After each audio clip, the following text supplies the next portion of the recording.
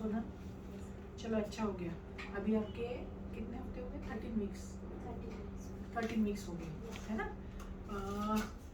आपको you have got one son one daughter who is 4 years old।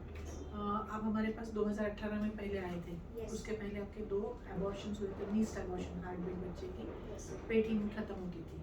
तब आप हमारे पास आए थे, हमने आपके पूरे जेनेटिक टेस्ट किए थे। आपका AMH 1.35 था। आपके बच्चे का जो पहले एबॉर्टस का जो क्रोमोसोमल एनालिसिस था वो नॉर्मल था, कैरियोटाइपिक। तो हमने ट्रीटमेंट दिया। प्रेगनेंसी IUI के बाद में रही थी। 2 बार सेकेंड IUI में आप कंसीव हुई थी। तब आपका AMH 1.35 था।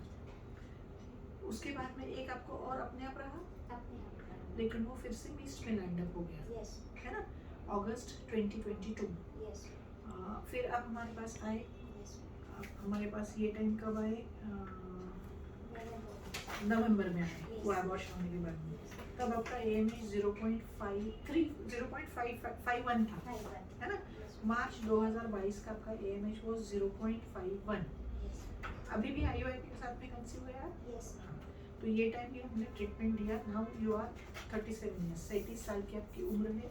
0.51 AMH में आज आप कंसीव हो गए हैं। नॉन केस ऑफ डायबिटीज है, मेंटेन विद टैबलेट, हाइपरटेंशन है।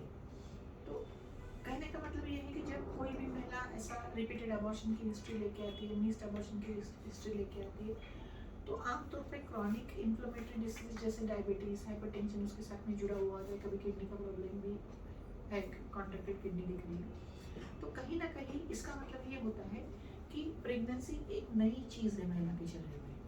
उसमें से 50% जेनेटिक मटेरियल पापा से आता है, फादर से, जो और फॉरेन होता है।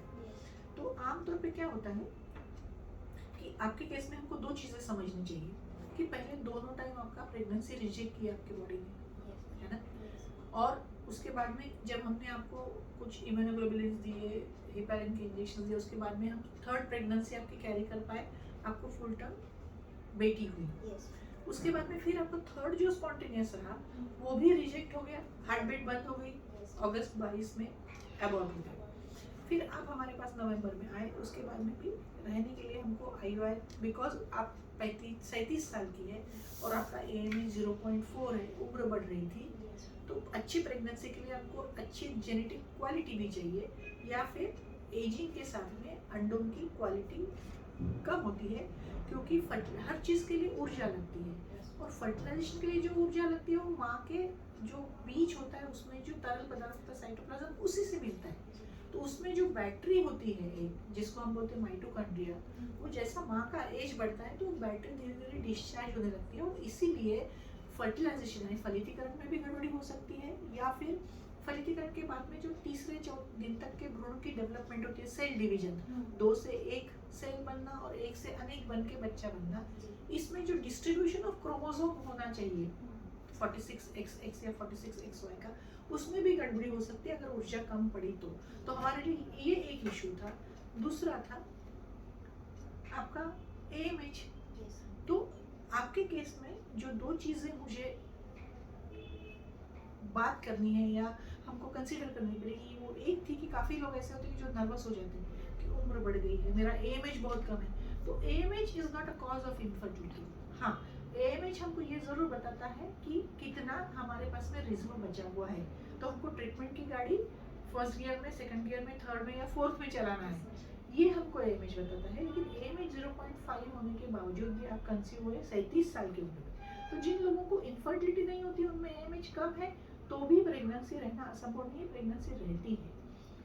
तो काफ़ी टाइम लोग नर्वस होते हैं, और प्रेगनेंसी ये इम्यून सिस्टम का एक एक्सेप्टेंस होना चाहिए, क्योंकि कोई भी नई चीज़ हमारे शरीर की प्रतिकार शक्ति का काम ही होता है हमारे शरीर को प्रोटेक्ट करो फॉरेन इन्वेजन से, नहीं आने वाली चीज़ से। तो प्रेगनेंसी ये भी नई ही चीज़ होती है, भले उसका आधा अंश आपका है लेकिन आधा आपके पति से आता है। तो शरीर को उसको एक्सेप्ट करके टॉलरेट करने के लिए अपनी प्रतिकार शक्ति को थोड़ा सा मॉडिफाई करना पड़ता है।